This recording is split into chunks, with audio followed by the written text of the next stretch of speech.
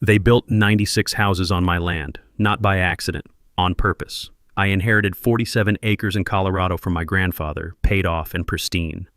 Went to visit the property for the first time in 3 years and found an entire subdivision where my forest used to be.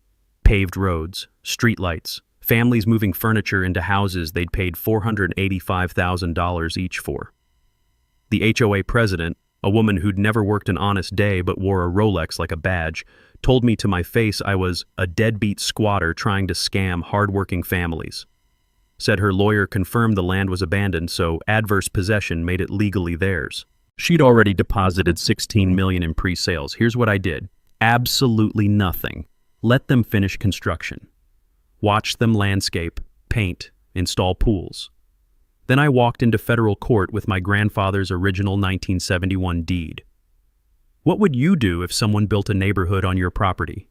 Drop your state below. Let's see where my land rights family is watching from. My name's Dakota Flint. Yeah, like the stone. 47 years old, structural engineer, divorced.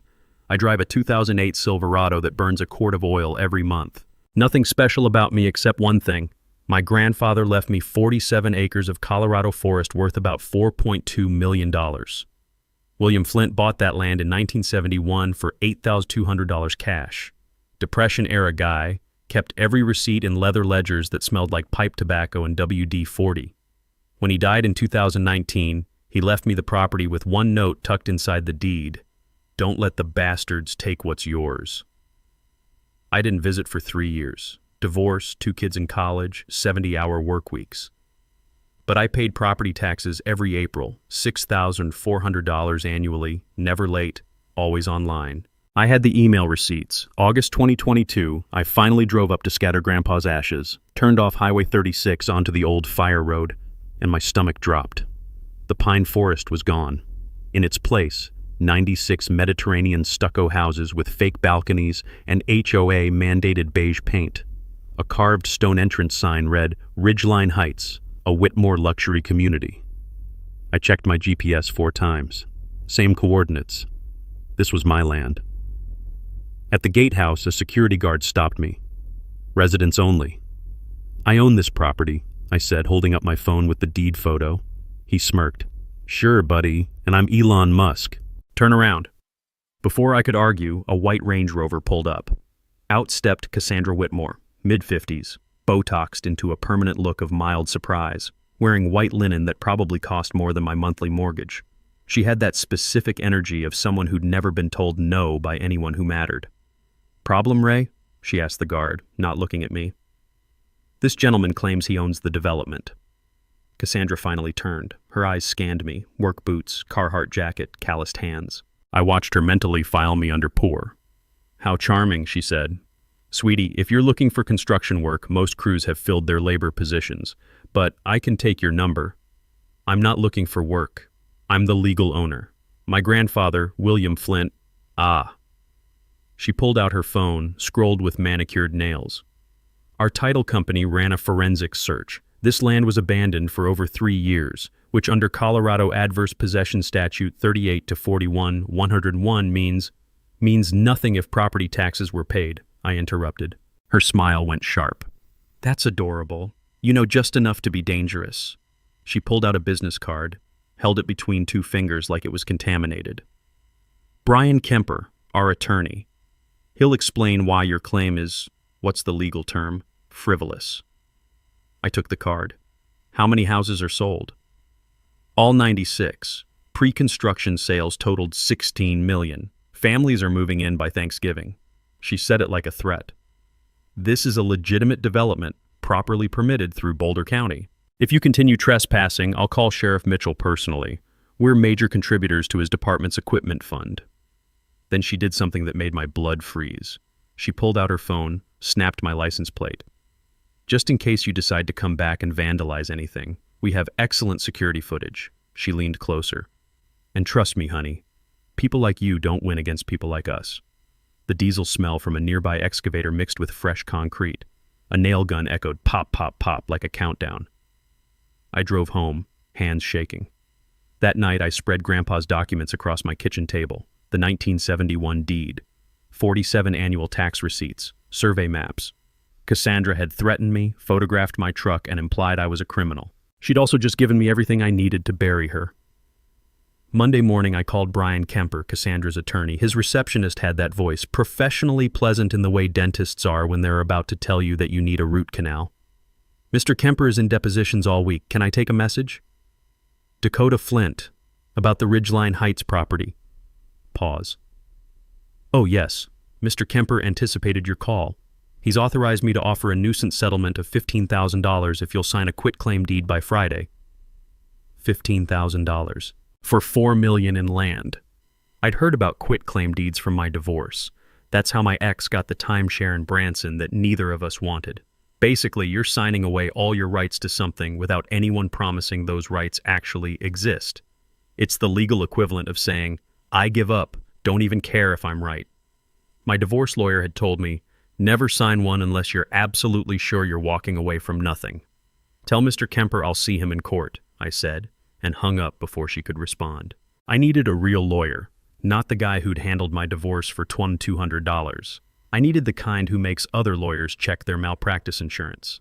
My buddy Marcus, a civil engineer in Cheyenne, gave me one name, Lydia Chen.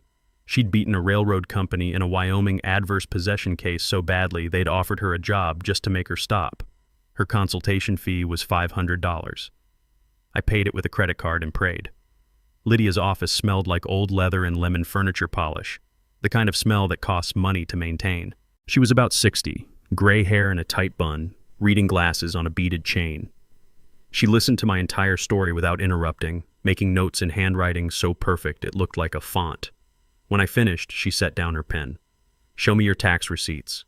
I pulled out a folder thick enough to hurt someone. Email confirmations, bank statements, county records, every April payment since 2019, plus copies going back to Grandpa's first payment in 1971. She flipped through them, and I watched her mouth twitch into something that might have been a smile on a less controlled face. Colorado adverse possession requires 18 years of open, continuous, hostile possession, and the squatter has to pay property taxes the entire time. If you've been paying, their claim is stillborn. So I get an injunction? Stop construction?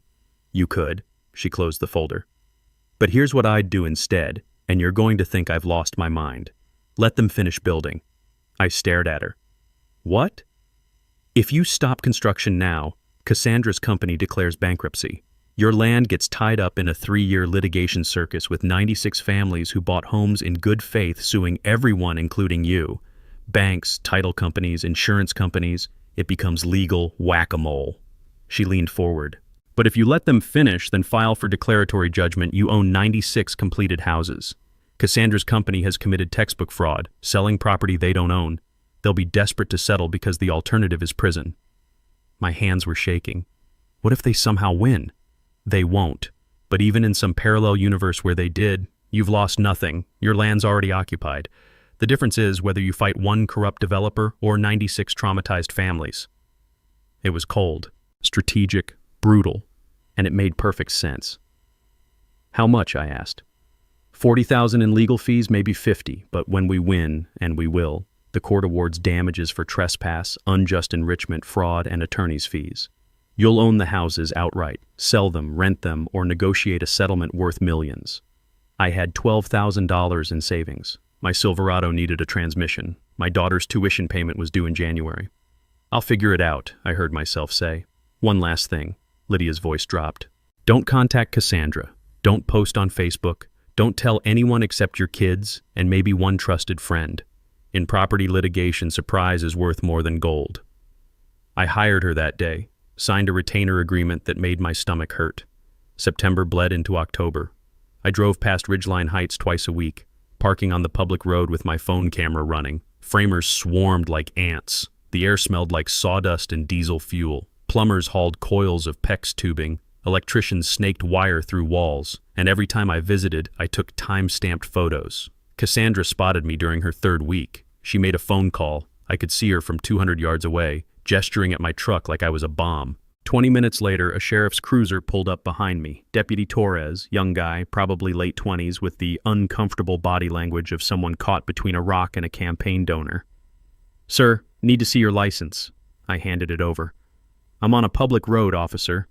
He walked back to his car, ran my plates, came back looking like he'd rather be anywhere else. Mrs. Whitmore says you've been harassing her, following her, taking pictures. I'm documenting construction on property I own. Check Boulder County records. Parcel APN 559-32-4008. Owner, Dakota Flint. Torres shifted his weight. Look, if there's a property dispute, that's civil court. But she's filed a formal complaint. If she calls again saying you're threatening her, I'll have to take action. Understand? Translation. She donates to the sheriff's re-election fund. You don't. Understood. He left. I kept taking pictures. By November, the first families moved in. U-Hauls blocking cul-de-sacs, kids on scooters, the smell of pizza delivery mixing with fresh paint. I watched a couple carry a crib into house number 43. Watched another family plant a maple tree in their front yard. And I felt sick. Because these weren't villains. They were people who'd saved for down payments, who believed they were living the American dream. But Cassandra? She was about to learn that stealing costs more than money. Thanksgiving week, Cassandra sent me a certified letter. I signed for it at the post office, and the clerk, a woman named Deb who'd known my grandfather, wrinkled her nose when she saw the return address. Whitmore Development, LLC? That's the lady building those McMansions on Old Mill Road, right? She handed me the envelope.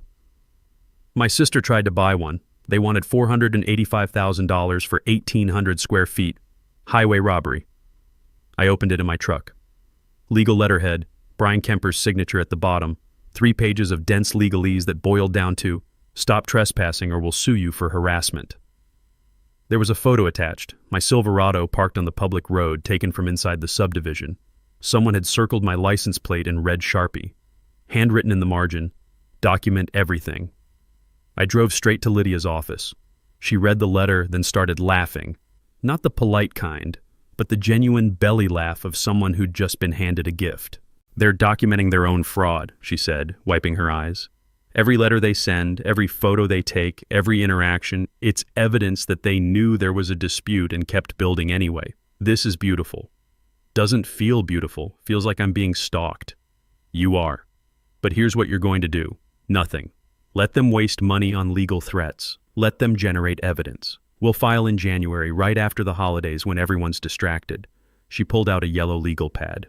Meanwhile, I need you to get me everything about Cassandra Whitmore. Property records, business filings, tax liens, anything public. I want to know who's financing this development.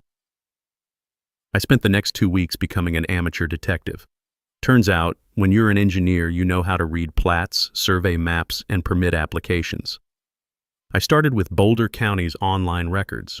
Whitmore Development LLC was registered in Delaware. Always a red flag. Delaware corporations are like offshore bank accounts for people who want to hide things, with Cassandra as the sole managing member.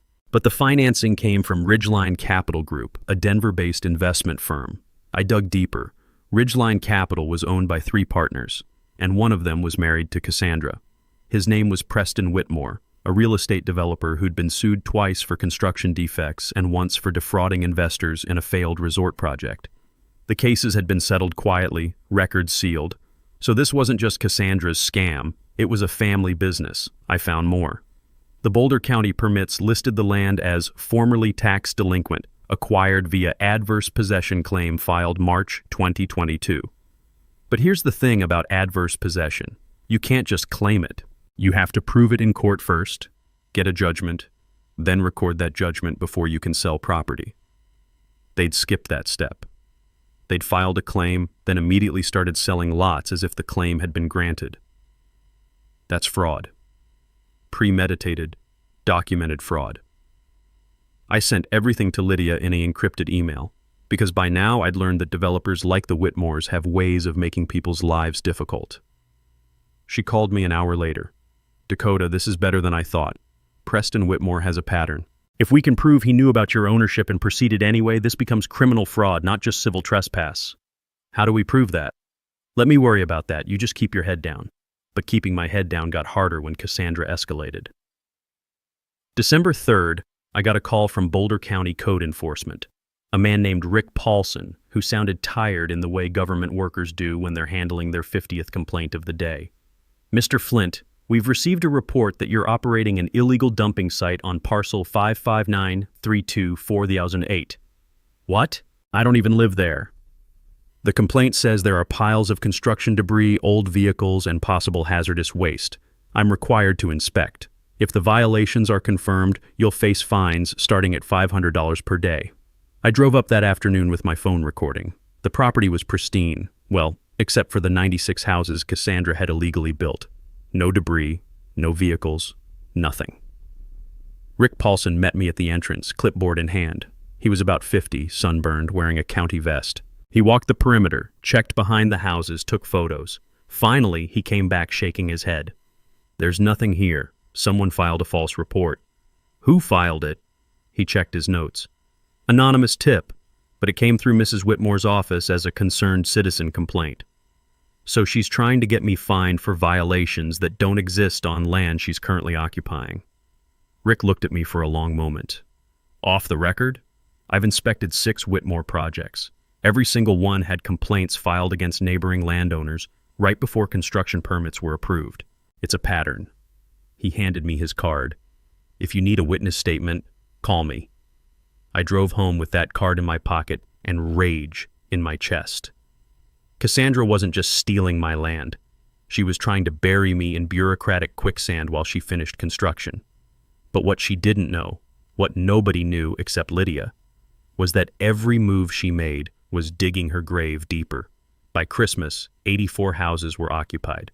Families hung lights, kids built snowmen, and I had a court date scheduled for January 12th. January 4th, 8 days before my court date, I got a text from my daughter Emma at 11 p.m. Dad, did you get arrested? Someone posted on Facebook that you're harassing families in a neighborhood. It has 300 shares. My stomach dropped. I opened Facebook, which I hadn't used since my divorce, and found the post immediately. It was pinned at the top of the Boulder County Community Watch group, written by Cassandra herself. Alert! Local man Dakota Flint has been stalking our family-friendly Ridgeline Heights community, taking photos of children, making residents feel unsafe. He claims to own our neighborhood despite clear legal title. Boulder County Sheriff's aware. Please report any sightings. Protect your families. The comments were a dumpster fire. People calling me a predator, suggesting I belonged on a registry. Someone posted a photo of my Silverado with the license plate visible, captioned, "This is his truck. Stay safe, everyone." My hands were shaking so hard I could barely type. I called Lydia. She answered on the first ring. I saw it. Don't respond. Don't comment. Don't defend yourself. She's calling me a pedophile, Lydia. My daughter's crying. My son called asking if I'm going to jail. I know, and it's defamation, and we're adding it to the lawsuit. But if you engage, you look guilty. Let me handle this. Her voice softened. Dakota, this is what desperate people do. She knows we filed. She knows her attorney's seen your evidence. This is a Hail Mary to discredit you before trial. It's working. I've gotten 12 messages from people I went to high school with asking what's going on. Good. Screenshot everything. Every share, every comment, every message, it's all evidence of malice. I spent the next 3 hours documenting the post's spread. By midnight, it had 847 shares. Someone had created a hashtag #StopDakotaFlint. I didn't sleep. The next morning, my boss called me into his office. Martin's a good guy. Ex-Navy, ran the structural engineering firm where I'd worked for 14 years. He closed the door, which is never a good sign. Dakota, I got a call this morning from a potential client. They Googled our firm and found a situation with your name attached. My chest tightened. The Facebook post. Yeah. He rubbed his face. Look, I know you. You're solid. But this client's a school district and they're nervous about optics. They specifically asked if you'd be on the project. And you told them no. I told them you're on personal leave pending resolution of a legal matter, which, effective today, you are. He pulled out an envelope. Paid leave 2 weeks. If this gets resolved, you're back immediately. If it doesn't... He didn't finish. I took the envelope. Understood. Walking to my truck, I passed Jenny from accounting. She'd always been friendly, brought cookies at Christmas, asked about my kids. She saw me coming and literally crossed to the other side of the parking lot. That's when I understood what Cassandra was doing. She wasn't just attacking my legal claim, she was attacking my life, my reputation, my job, my ability to exist in my own community. I sat in my truck and called Lydia again. They're destroying me, I said. I just got put on leave. People are crossing the street to avoid me. I'm filing an emergency motion for a temporary restraining order against Cassandra. Defamation, intentional infliction of emotional distress, interference with business relations. We'll have a hearing Monday." She paused. "But Dakota, you need to understand something. This gets worse before it gets better. If you want to walk away, I'll negotiate a settlement. You'll get something, maybe $500,000. You can move, start over." I thought about Grandpa's note. "Don't let the bastards take what's yours." "No," I said. "We finish this. Then buckle up, because they're going to hit harder." She was right. January 7th, someone spray-painted pervert on my garage door. I filed a police report. The responding officer, not Torres, someone older named Patterson, took photos with the enthusiasm of a man filling out a DMV form. "Any idea who did this?" "Check the Facebook post going around, probably someone who believed it." He wrote something down. "We'll increase patrols in your area." That night, I slept with a baseball bat next to my bed. January 9th, 3 days before court, my lawyer Emma called crying. Someone had sent her the Facebook post with a message. "Your dad's a creep, and everyone knows it." I drove to her apartment in Fort Collins. Found her on her couch with her roommate, both looking at me like I might be radioactive. "Dad, just tell me the truth. Are you really stalking people?" I sat down and explained everything. The land, Cassandra, the lawsuit, the houses. Showed her grandpa's deed, the tax receipts, Lydia's court filings. Emma read through them, and I watched her face change from fear to fury. "So she's lying about everything?" "Everything." "Then we need to fight back." "Lydia says we wait for court." Emma shook her head. "Dad, you've been playing defense your whole life. Divorce, work, everything. Just once. Hit first." I didn't respond, but her words stuck. January 11th, the night before court, I got one final message. It was from a number I didn't recognize. "Drop the lawsuit or everyone finds out what you really are." I forwarded it to Lydia. She texted back immediately. "Perfect. Bring your phone to court tomorrow. We're going to bury them." The Boulder County Courthouse smelled like floor wax and recycled air. I met Lydia in the hallway outside courtroom 3C at 8:45 a.m. She wore a navy suit that probably cost more than my truck, carrying a leather briefcase that looked like it could stop bullets. "You ready?" she asked. I wasn't. My hands were sweating. I'd worn my only suit, the one from my daughter's high school graduation 3 years ago, that now felt too tight in the shoulders. "Do we have enough?" "We have a nuclear bomb. Trust me." She checked her watch. Cassandra's attorney filed a motion to dismiss yesterday at 4:57 p.m. Classic delay tactic. Judge Ramirez hates that. We walked into the courtroom. Cassandra sat at the defendant's table with Brian Kemper and Preston Whitmore, her husband, who I'd only seen in property records. Preston was about 60, gray hair gelled back, wearing a suit that screamed, "I've settled 3 fraud lawsuits." He was whispering to Kemper, both of them looking relaxed. Confident. Cassandra saw me and smiled. Actually smiled, like she'd already won. Judge Angela Ramirez entered. A woman in her 50s with reading glasses and zero patience in her expression. We all stood. "Be seated. Case number 2023 CV 00847, Flint versus Whitmore Development LLC and associated parties." She looked at Kemper. "Counselor, I received your motion to dismiss at 5 p.m. yesterday. You want to explain why you think that's appropriate?" Kemper stood. "Your Honor, the plaintiff's claim is defective on its face. Whitmore Development holds clear title via adverse possession. Mr. Flint abandoned the property for over 3 years. Did he pay property taxes?" Judge Ramirez interrupted. "Well, yes, but then adverse possession fails under Colorado Statute 3841-101. What else do you have?" I watched Kemper's confidence crack like cheap concrete. "Your Honor, the title company conducted a thorough search." "Ms. Chen?" The judge turned to Lydia. Lydia stood, and I swear the temperature in the room dropped 5 degrees. "Your Honor, we're not here to debate adverse possession. That claim is frivolous. We're here because the defendants knowingly committed fraud." She opened her briefcase. "I'd like to submit Exhibit A, an internal email from Preston Whitmore to Cassandra Whitmore dated February 18th, 2022. She handed copies to the judge and Kemper. I craned my neck to see. Kemper's face went white. Judge Ramirez read it, and her eyebrows went up. "Counselor Kemper, did you know about this email?" "Your Honor, I've never seen that document." "It was submitted in discovery last week," Lydia said smoothly. "Perhaps it got lost in your office." What does it say? I whispered. Lydia slid me a copy. I read it, and my heart started pounding. From Preston Whitmore at Ridgeline Capital, Com to C. Whitmore at Whitmore Development. Com subject, Old Mill Road property, risk assessment.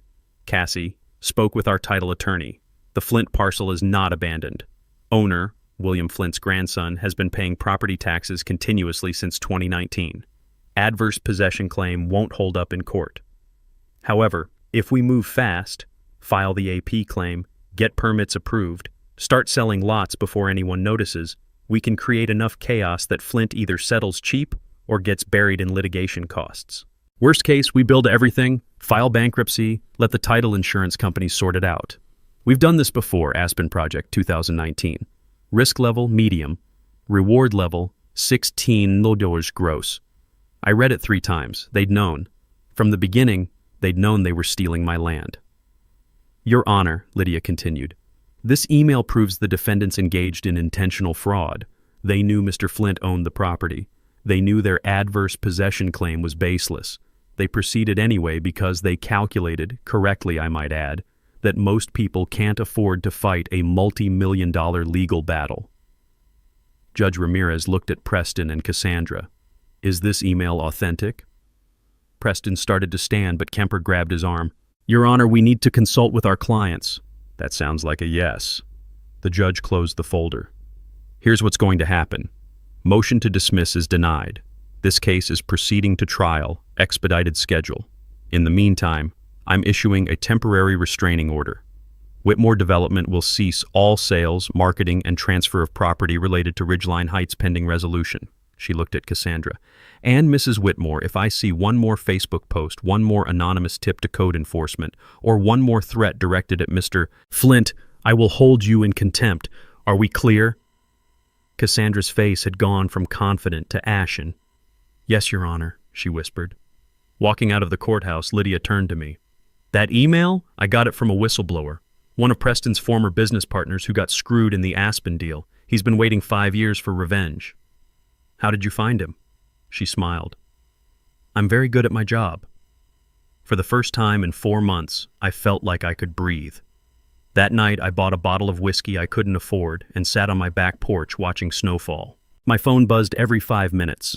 Emma, my son Tyler, Marcus from Wyoming, even my ex-wife Jennifer sending a cautious, heard you had a good day in court. But the message that mattered came from Lydia at 9:47 p.m. My office, tomorrow 10 a.m., bring coffee. We're building the kill shot. I showed up at 9:30 with 2 large coffees and a box of donuts that seemed appropriate for planning someone's legal destruction. Lydia's conference room had a whiteboard covering one entire wall, already half filled with dates, names, and colored arrows connecting them like a conspiracy theory map. You brought donuts. She grabbed a glazed one. I like you more now. What's all this? This, she said, tapping the board with a marker, is how we turn your property dispute into a criminal referral. She drew a circle around Preston's name. The email was the grenade. Now we're bringing the artillery. She'd spent the previous evening with her paralegal tracking down every project the Whitmores had touched in the last decade. There were 7, all in Colorado mountain towns, all following the same pattern. Find land with unclear title or elderly owners, file aggressive claims, build fast, sell faster, let insurance companies clean up the mess. They're not developers, Lydia said. They're land pirates with LLCs. But here's what made my case different. I had documentation. Grandpa's meticulous records going back to 1971. Every timber sale, every fence repair, every property tax payment logged in those tobacco-scented ledgers. My own tax receipts, survey maps, photographs with GPS timestamps. Most of their victims were old, poor, or didn't keep records, Lydia explained. They either settled cheap or lost in court because they couldn't prove continuous ownership. You can prove everything. She pulled out a yellow legal pad. Here's the strategy. Phase 1, discovery. We depose Preston, Cassandra, their title company, their lender, and every contractor who pulled a permit. Someone always cracks, usually the title company, because they don't want to lose their license. I remembered my divorce attorney had explained depositions once. Basically, you sit in a room and answer questions under oath while a stenographer types everything. People think they can lie, but lawyers like Lydia know how to ask the same question 17 different ways until you contradict yourself. It's like fishing with dynamite. Phase 2, she continued. We file an amended complaint adding RICO charges. RICO, like the mafia. Racketeer Influenced and Corrupt Organizations Act. If we can prove they've engaged in a pattern of fraud across multiple projects, which we can, it becomes federal. And federal means treble damages. She wrote on the board, 16.348 That's what they're looking at if they lose. My mouth went dry. Can they even pay that? No, which is why they'll settle. But here's the beautiful part. Preston and Cassandra personally guaranteed the construction loans. If Whitmore Development goes bankrupt, the lenders come after their personal assets. Houses, cars, bank accounts, everything. She was enjoying this. I could tell by the way her eyes lit up when she talked about asset seizures. What do I need to do? I asked. 3 things. First, I need you to map every single visit you made to the property. Dates, times, what you saw, who you talked to. Deputy Torres, that code enforcement guy Rick Paulson, anyone who witnessed their harassment. I pulled out my phone. I've been keeping a log since September. Smart. Second, we need allies. Anyone in the community who's been hurt by the Whitmores. Former employees, neighbors, contractors who didn't get paid. I want a list. I thought about Rick Paulson's comment. I've inspected 6 Whitmore projects. Every single one had complaints filed against neighboring landowners. I know where to start, I said. Third, Lydia leaned forward. This goes public. Not Facebook. That's Cassandra's playground. We're talking local news. I have a contact at Channel 9 Denver who loves corporate fraud stories. Woman named Patricia Hughes, investigative reporter. She's won 2 Emmys for taking down a slumlord and a crooked county commissioner. You want me on TV? I want us on TV. You, me, and every family who bought a house in Ridgeline Heights thinking they were getting the American dream.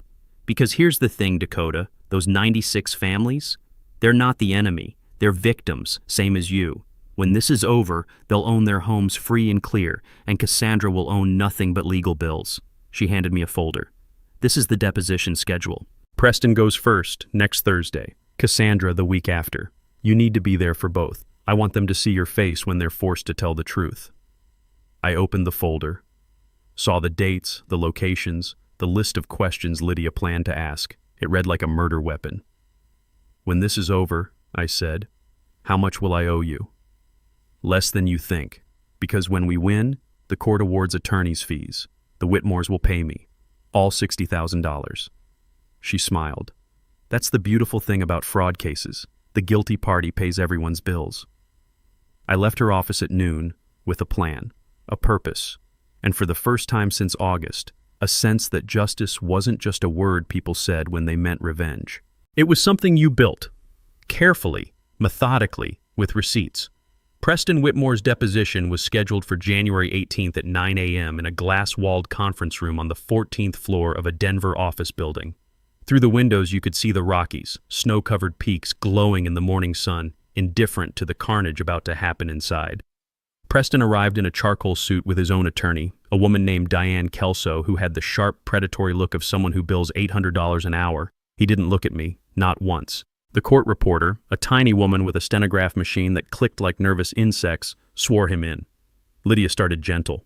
Name, address, occupation. Preston answered in a bored monotone, like he'd done this 100 times. Probably had. Mr. Whitmore, do you recognize this email? Lydia slid a copy across the table, the February 18th smoking gun. Preston glanced at it. I do. Did you write it? Yes. So you knew, in February of 2022, that Dakota Flint was the legal owner of the Old Mill Road property?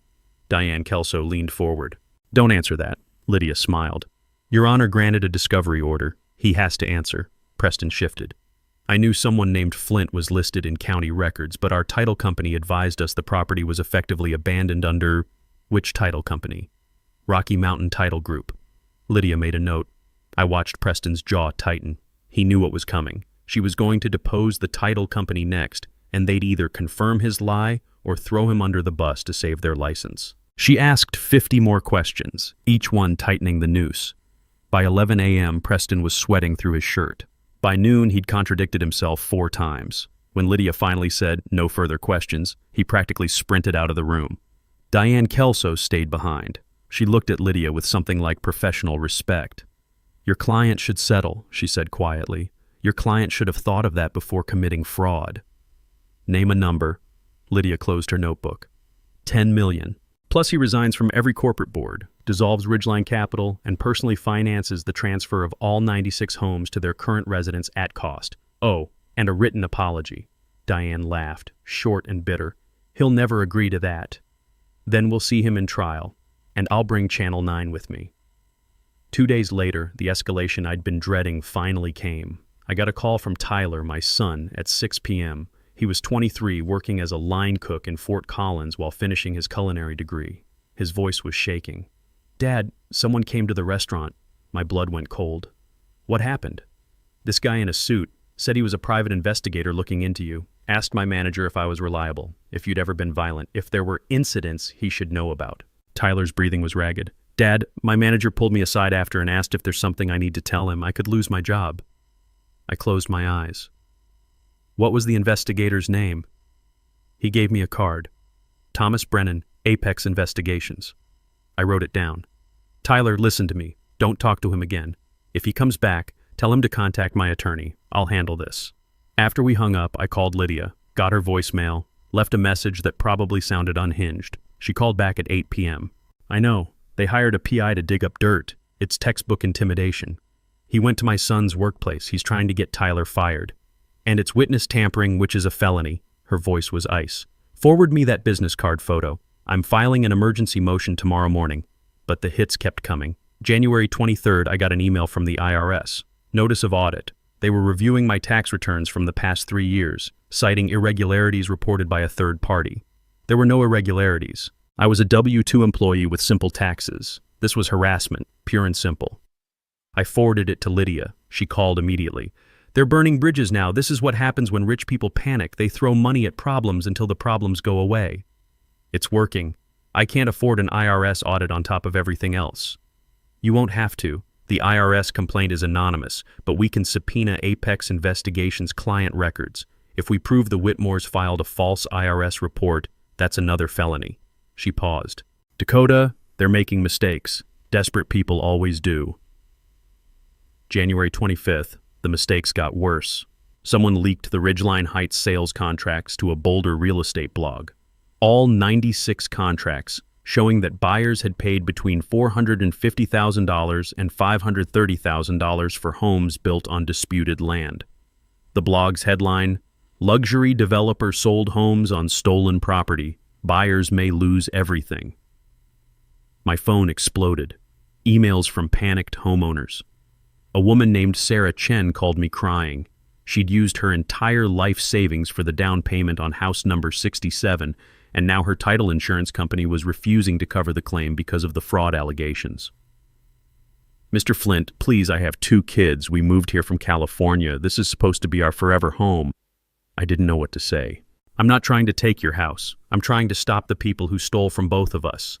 But what happens if you win? Do we get evicted?" "No. You'll own your home. The developer will pay for it."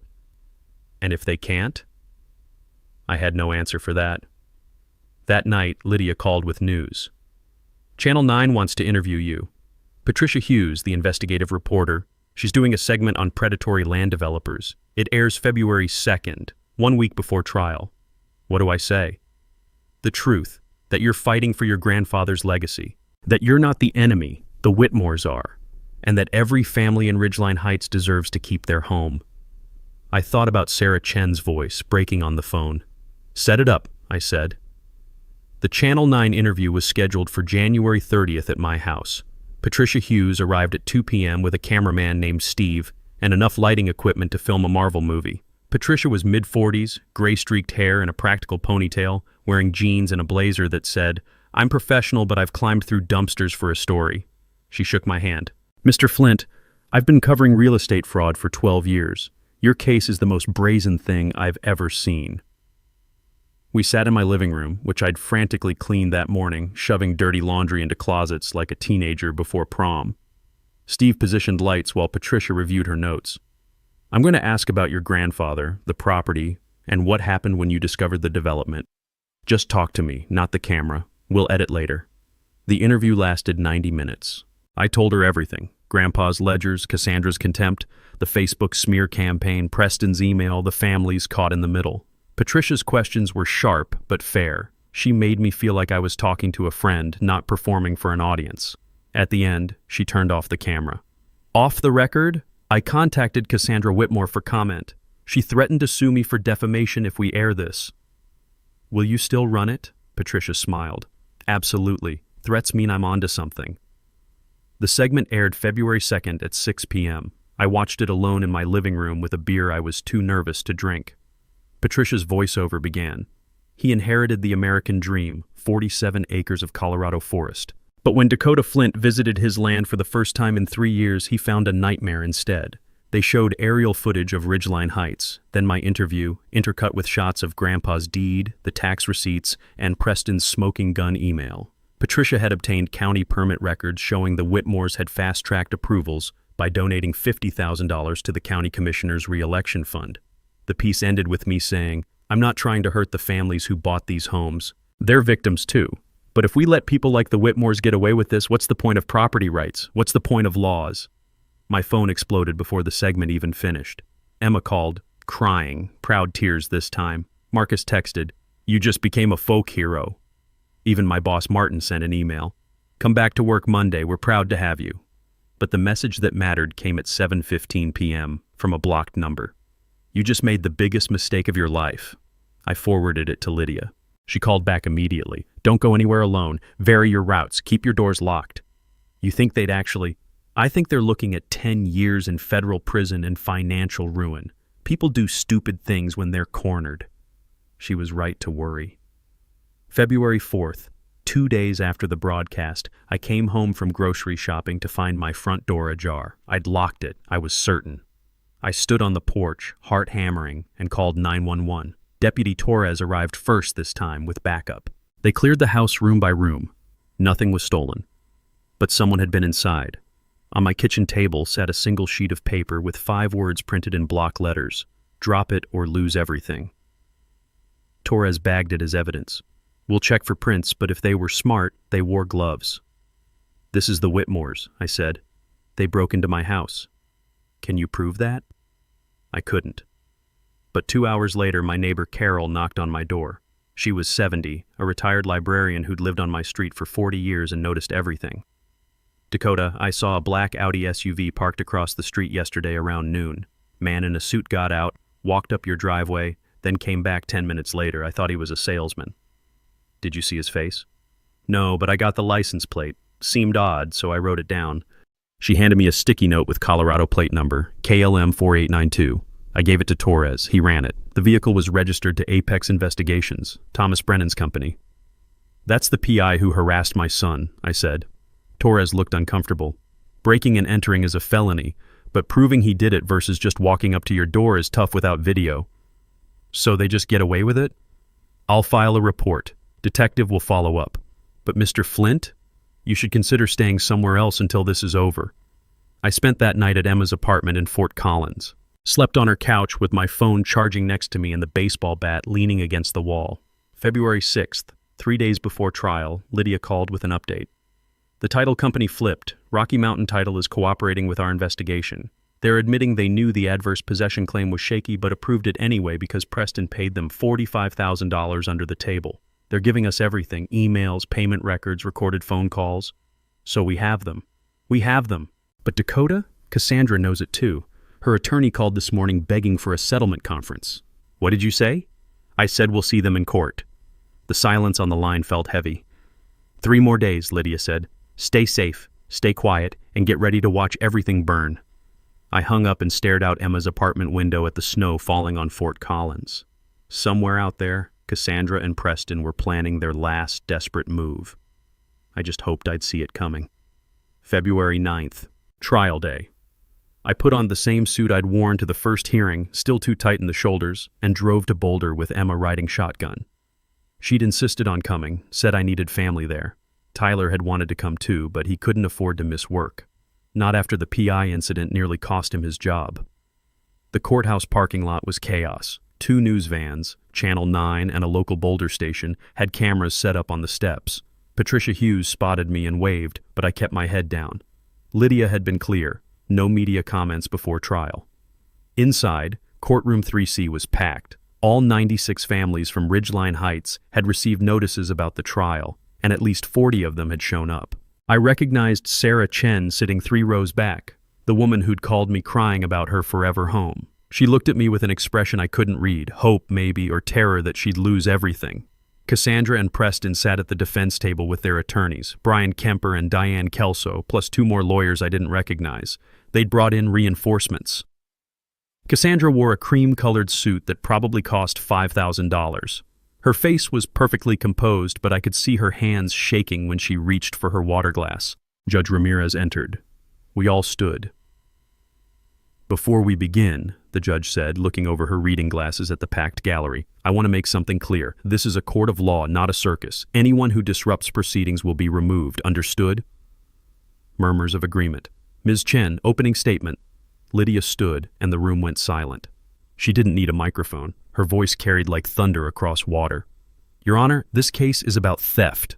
Not the kind that happens in dark alleys with masks and guns, but the kind that happens in boardrooms with LLCs and forged documents. Dakota Flint inherited 47 acres from his grandfather, a man who paid cash for that land in 1971 and meticulously maintained it for 48 years. When Mr. Flint couldn't visit for 3 years due to work and family obligations, the defendant saw an opportunity. She walked toward the jury box. This was a bench trial, no jury, but old habits die hard. They didn't just build on his land, they planned it, they researched it, they knew exactly what they were doing. She held up Preston's email, blown up to poster size. This email, written by Preston Whitmore, proves they knew Dakota Flint was the legal owner. They knew their adverse possession claim would fail. They built anyway because they calculated, correctly, that most people can't afford to fight. She paused. Let that sink in. But they made one mistake. They picked the wrong victim. Because Dakota Flint kept every receipt, every tax payment, every survey map, and he refused to quit. She turned to face Cassandra and Preston. The defendants committed fraud. They broke into Mr. Flint's home. They hired private investigators to harass his children. They filed false IRS complaints. They turned his life into a nightmare because he dared to assert his legal rights. Lydia walked back to our table. Your Honor, we're not asking for mercy. We're asking for justice, and we have the receipts. She sat down. I exhaled for what felt like the first time in 3 minutes. Diane Kelso stood for the defense. She tried, I'll give her that, argued that the title company had made an honest mistake, that Preston's email was taken out of context, that adverse possession law is complex and often misunderstood. But Judge Ramirez wasn't buying it. I could see it in her face, the narrowed eyes, the tight line of her mouth. The trial lasted 7 hours. Lydia called witnesses, the title company representative who admitted taking a bribe, Rick Paulson from Code Enforcement who testified about the pattern of false complaints, Deputy Torres who described the harassment campaign. She entered Grandpa's ledgers into evidence, those tobacco-scented pages that proved continuous ownership for 50 years. Preston took the stand. Lydia destroyed him in 40 minutes. Every question was a trap. Every answer dug him deeper. By the end, he was stammering, contradicting his own deposition testimony, looking to Diane Kelso for rescue that never came. Cassandra refused to testify. Fifth Amendment. Her lawyers probably begged her not to. She'd have been eviscerated. At 4:47 p.m., Judge Ramirez announced she'd issue a ruling within 24 hours. We filed out into the hallway. The homeowners mobbed me. Sarah Chen grabbed my arm. What happens to us? She asked. If you win, do we lose our homes? I looked at Lydia. She nodded. You keep your homes, I said, loud enough for everyone to hear. Every single one of you. The Whitmores committed fraud, not you. You'll own your houses free and clear. That's the settlement we're demanding. The crowd went silent. Then someone started clapping. Then another. Within seconds, 40 people were applauding in a courthouse hallway. Cassandra walked past, flanked by her attorneys. She looked at me once, her eyes full of pure hatred, then disappeared into the elevator. Outside, Patricia Hughes caught me on the courthouse steps. Mr. Flint, how are you feeling? I looked at the cameras, at Emma standing beside me, at the Rockies in the distance, snow-covered and eternal. Like my grandfather's watching, I said, and he's proud. That night, the clip went viral. 3 million views in 12 hours. The next morning, Judge Ramirez issued her ruling. We won. Everything. Judge Ramirez's ruling was 18 pages long, but the first paragraph said everything. The defendants engaged in a calculated, systematic scheme to defraud Dakota Flint of his lawful property through false adverse possession claims, bribery of public officials, and intentional misrepresentation. Such conduct is reprehensible and will not be tolerated by this court. The order gave me full title to all 47 acres, including the 96 houses. It awarded me $4.2 million in damages for trespass, emotional distress, and loss of use. It required the Whitmores to pay Lydia's legal fees, $73,000, and it referred the case to the U.S. Attorney's Office for criminal prosecution. Cassandra and Preston were done. Ridgeline Capital dissolved within a week. Their personal assets, the Range Rover, the Aspen vacation home, Cassandra's jewelry collection, went to auction to pay creditors. Preston was indicted on 6 federal fraud charges. Cassandra took a plea deal, 3 years probation, $500,000 restitution, and a lifetime ban from Colorado real estate development. The title company lost its license. Brian Kemper resigned from his law firm to avoid disbarment. But the ruling created a new problem. What to do with 96 families who'd bought homes on my land? I could have forced them out, sold the houses myself, pocketed another $16 million. That's what the law allowed. That's what a lot of people expected. Instead, I called a town hall meeting at Ridgeline Heights on March 15th. All 96 families showed up, cramming into the unfinished clubhouse that Cassandra had promised but never built. Sarah Chen stood in front, holding her daughter's hand. An elderly couple named the Rodriguezes sat near the back, looking terrified. These weren't villains. They were teachers, nurses, electricians, people who'd saved for years to buy a piece of the American dream. I stood at the front with Lydia beside me. "I know you're scared," I started. "You bought homes in good faith. You did nothing wrong, and I'm not here to punish you for someone else's crime." The room was silent enough to hear snow melting on the roof. "Here's what I'm proposing. I'm transferring ownership of all 96 homes to the Ridgeline Heights Community Trust, a nonprofit we're establishing today. Each family will own their home through the trust at the price you originally paid. No mortgages, no interest, just what you've already invested. If you've paid $485,000, you owe nothing more. If you still have payments left, you finish them to the trust at 0 interest." Someone gasped. Sarah Chen started crying. "The trust will use those funds to maintain roads, cover property taxes, and establish a scholarship fund for kids in this community. My grandfather believed land was about legacy, not profit. This is his legacy." The applause started slowly, then built like a thunderstorm. People were hugging, crying, shouting thank yous across the room. An elderly man, Mr. Rodriguez, walked up and shook my hand so hard I thought my shoulder would dislocate. "You're a good man," he said. "Your grandfather raised you right." The scholarship fund launched in September. The William Flint Memorial Scholarship, $10,000 annually for a Colorado student studying engineering, forestry, or environmental science. Emma helped me set it up. Said Grandpa would have loved that his ledgers full of timber sale records were now funding someone's education. I kept 5 acres for myself at the north end of the property, the part with the old-growth pines Grandpa had refused to log. Built a small cabin there, 2 bedrooms, nothing fancy. Sold my house in town and moved in last October. Wake up every morning to the smell of pine and coffee, watch deer graze outside my window. Tyler visits on weekends. Emma brings her boyfriend, a law student naturally. Even Jennifer, my ex-wife, came by once with her new husband, said she was proud of me.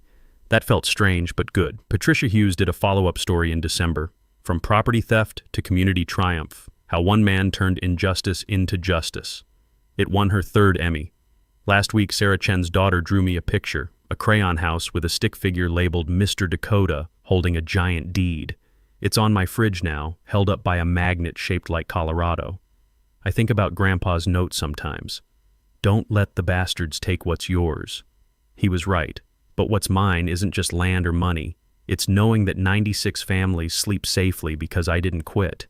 It's a scholarship that'll help some kid who reminds me of myself, broke, stubborn, just trying to build something. It's justice, the real kind, the kind that heals. So here's my question for you. Have you ever dealt with an HOA nightmare, a property dispute? Someone who thought they could steamroll you because they had money and you didn't? Drop your story in the comments. Let's build a library of how regular people beat corrupt systems. And if this story mattered to you, If it reminded you that good people can still win, hit that subscribe button. Because I've got more stories like this. Stories about the little guy outsmarting the machine. Stories with receipts. Next week, City Council denied my business permit, so I found the bylaw that made me untouchable. See you then, and remember, keep your receipts, all of them.